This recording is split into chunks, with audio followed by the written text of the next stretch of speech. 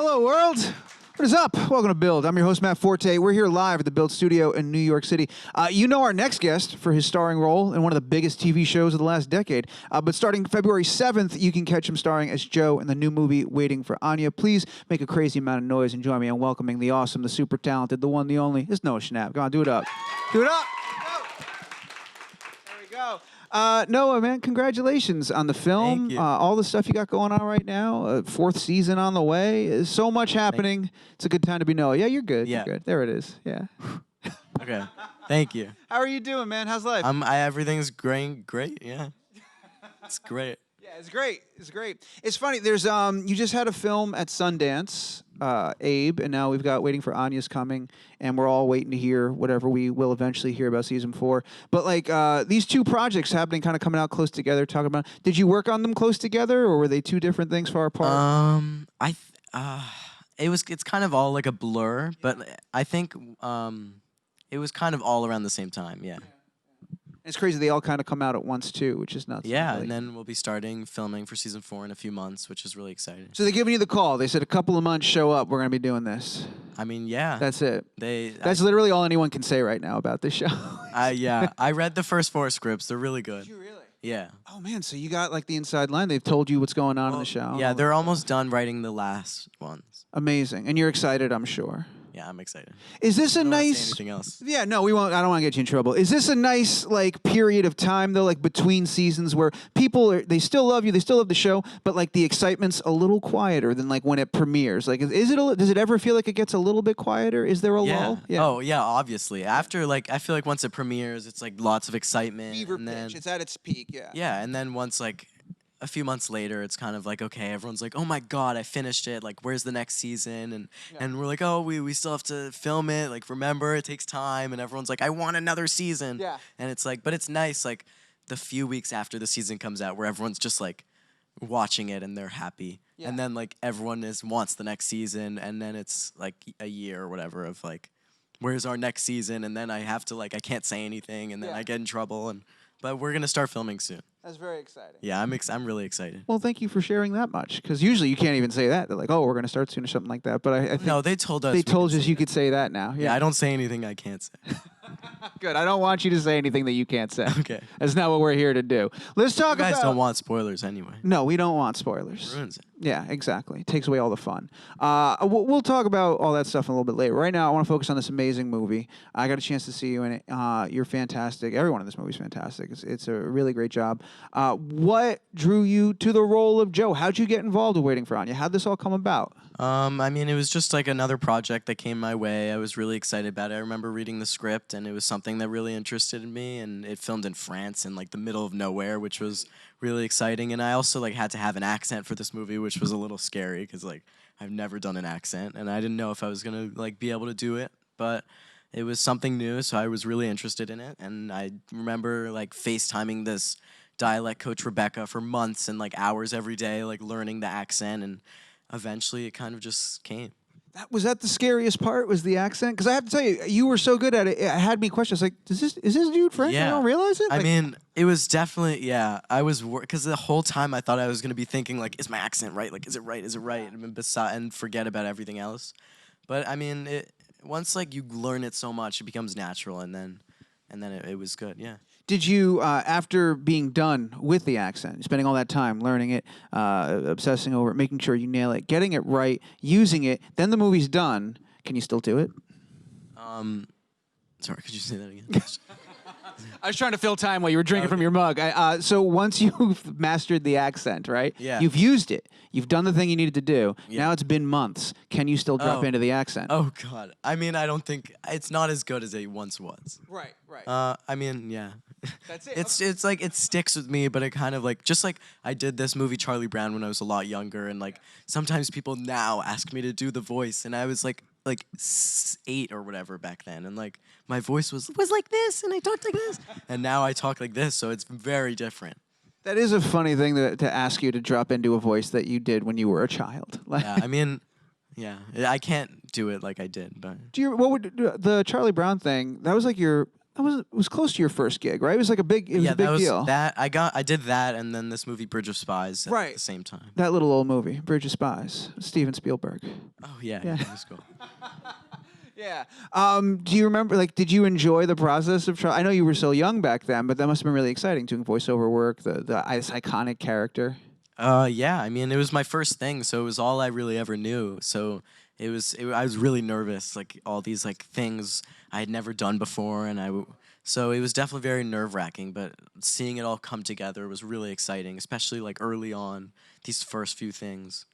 It's one of the things that is really amazing when you look at like some of the first gigs you've done, and then you watch your work in Stranger Things, and especially your work in this film. You're given a lot of heavy stuff to perform and to act and to process. You know, when did you realize that you could do that? You know, you started off as Charlie Brown, kind of figuring things out. When did you know that you could cry convincingly, that you could convey all these complex emotions? When did it start to feel like, oh, I'm good at this? Well, I mean, it doesn't even feel like that now. It's just like, I guess I'm more getting used to it and getting the hang of it a little more than when I first started, and I was like a little baby running around, like didn't know anything. And now I guess I kind of understand how like set works and how everything's fake, and it's not like you can't just jump in the TV. Like everything just makes sense more now, and I'm like learning throughout these movies. I guess I'm more used to it, but I mean, it never hits me like, okay, like I'm an expert at this. Do you ever find yourself like using stuff that you learned while you were working like on Stranger Things, right? Because that's where that's the character you spent the most amount of time with. Now here you are. This is a completely different planet. It's a different story. It's a different tone. But is there a trick or something that you picked up there that you can use here? I mean, it's less of like tricks and just like being on set and being around like Winona Ryder, who's an incredible actress, and she had this like Super Bowl ad. Did you see it? It was really I didn't know she had one. It was cool. But yeah, she's an amazing actress, and all these people that I learned from like kind of push me along the way and kind of help me grow a little more and learn more.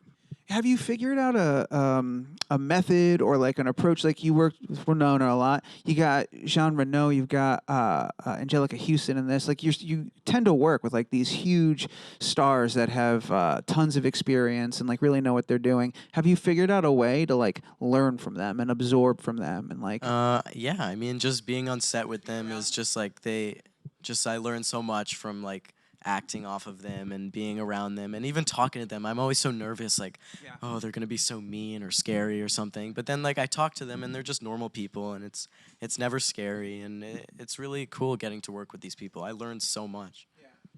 You mentioned this earlier that you were, FaceTiming with your dialect, and when you read this, you were going to be out in the middle of nowhere, kind of in France, in this beautiful town. This film is gorgeous because of where you guys shot.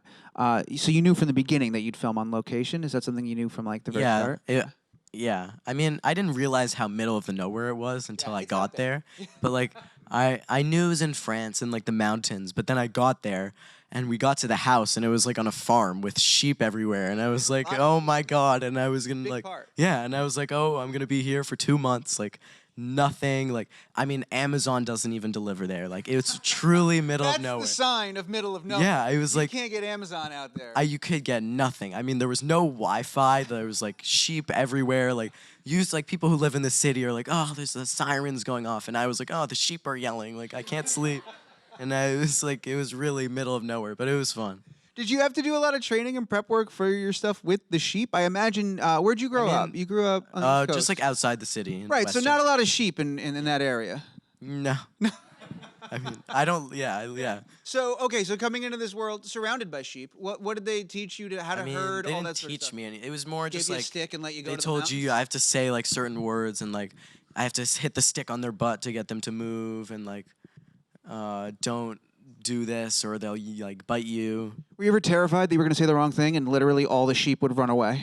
No, it was actually fun. Like getting to like I said one thing and then they all like followed me, and I was like, I felt like it was really cool. That is very cool. Yeah. Is that all on day one, or did they warm you up to that? Well, I mean, no, it's kind of not really how it worked. It was more like it was like a lot of takes, and they weren't really listening, and it was like these stupid sheep going everywhere, and they were like just like grabbing the sheep to get them to get in the take, and then they would start filming, and they would go over there and eat the grass, and it was really frustrating. But eventually, like there was one take where it would work out. You would get it. You would nail it. The sheep would be in the right zone. Yeah. And you'd say the right command, and they'd all be there and stuff Yeah. like that.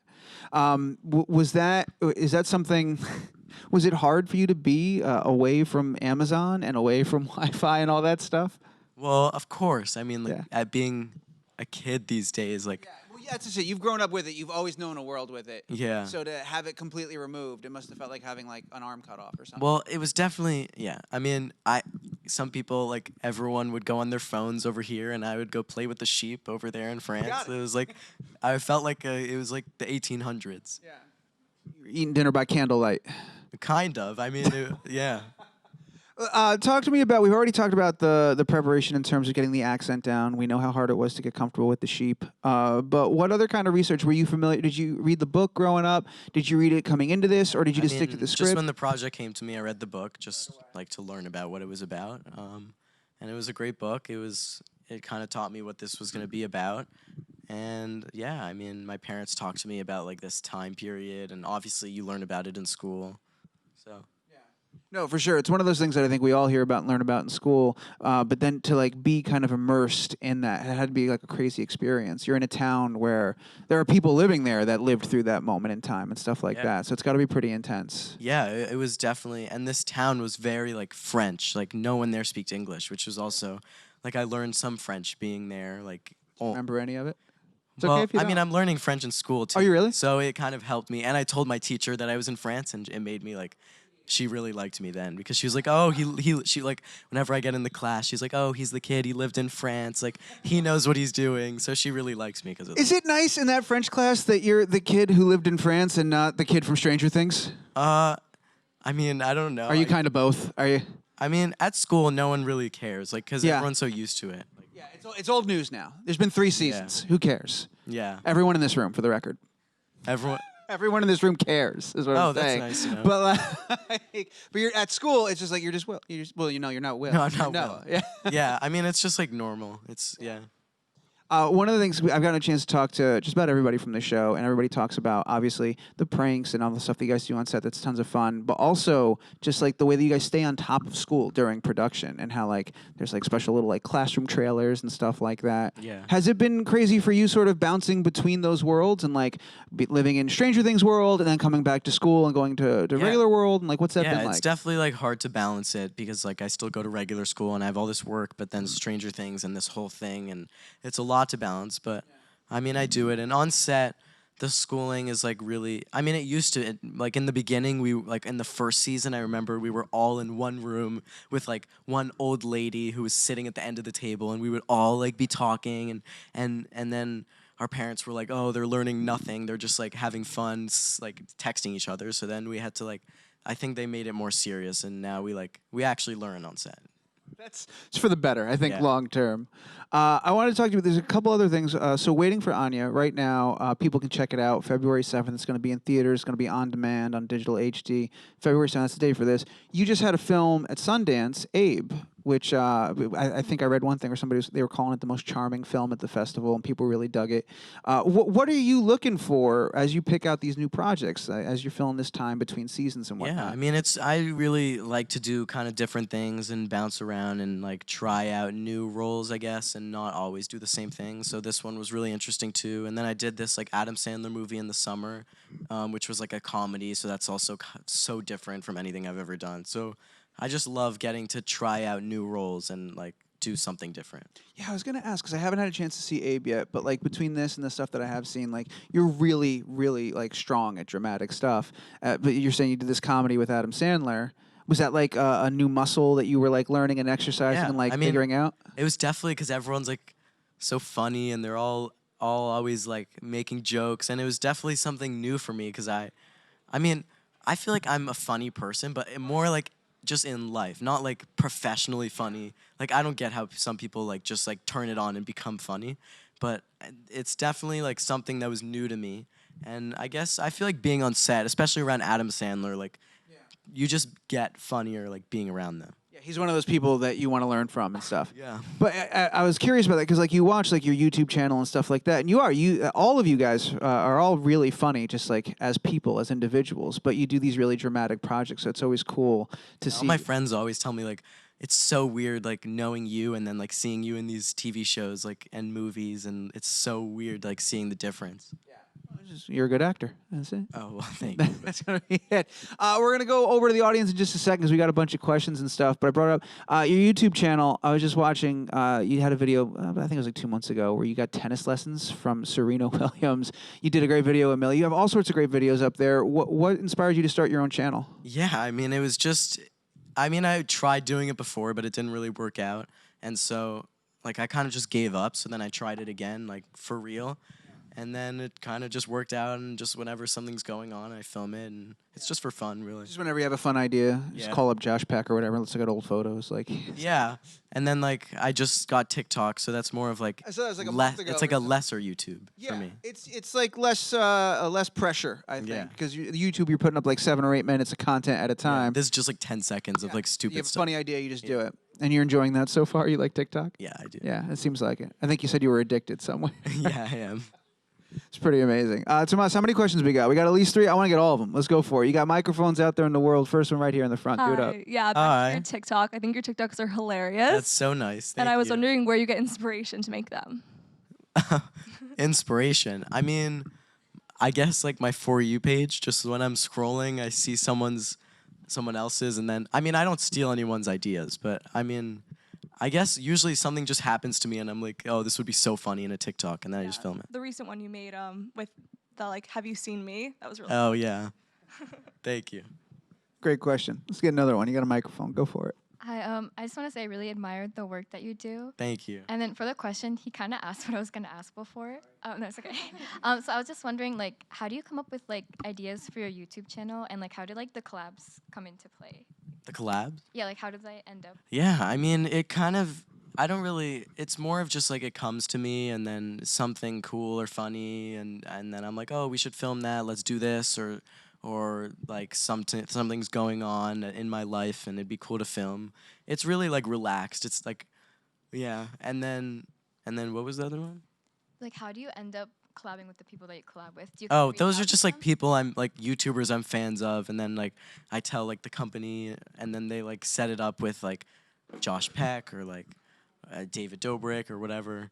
Yeah, well, I really enjoy the videos you do. Thank you so much. Thank Do you. you ever like have an idea and do you keep notes on your phone or something like that? And, like, Yeah, write ideas I down. have so Do you have many like notes on my phone where I just like write stuff down. Do you have one endless list, or do you make a new note for each thing? That seems really dumb, but I'm curious how I don't people do know.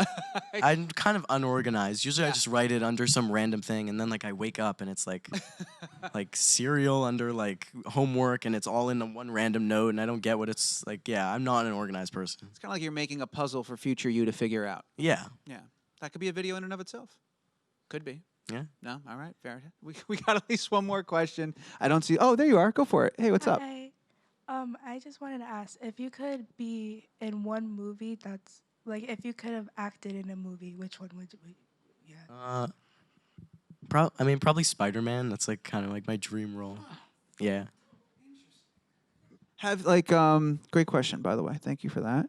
So you did the voiceover work. That was your first gig. You did Charlie Brown. I think I saw you did some other VO work.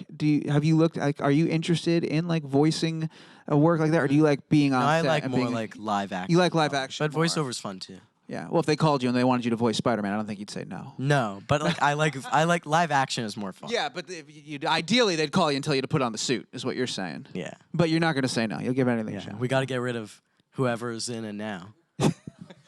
No, but I love Tom Holland. I'm just I wasn't going to say his name because I'm not about to start a war with Tom just Holland. once he gets older. I love Tom Holland though. Don't we all? And Zendaya's in it, and I Yeah. love Zendaya. Yeah, It's of like course. Perfect, yeah. Well, but hang Tom on. Holland can be like the other. Without getting too nerdy, I'm going to put something out there. We don't have to get rid of them. They're multiverse, multiple Spider-Mans. Why couldn't there be another Or he one? could be like the teacher or something. I'll be Spider-Man. Stop hating on Tom Holland being old, man. I'm just kidding. I love Tom Holland. No, I know you love. We all love Tom Holland. He would be the perfect old teacher for all of us. Exactly. Yeah.